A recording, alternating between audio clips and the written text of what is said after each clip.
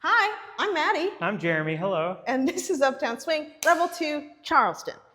Today we talked all things 20s Charleston. 20s, yeah. 20s. And then we had the realization that we're in the new 20s right Blew my now. mind. I was like, whoa, it's the new 20s. It's 100 years.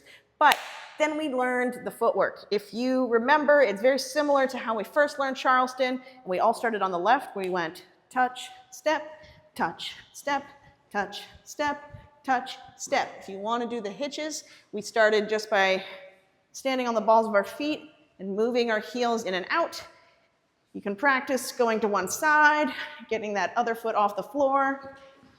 And once you get comfortable with that, you can put it onto that footwork. So we have touch, step, touch, step, touch, step, touch, step. And it's perfectly okay for you to take those out and do basic touches and steps. That's actually totally okay and sometimes preferred.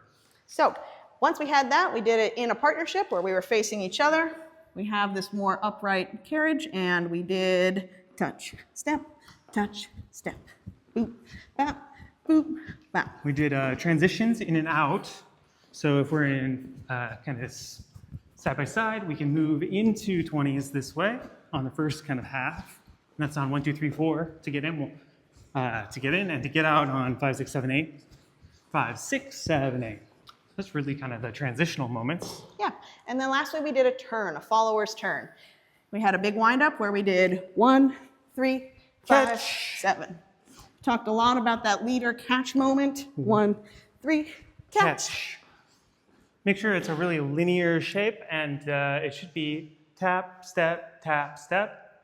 So you want to catch the follower before they reach the second possible step.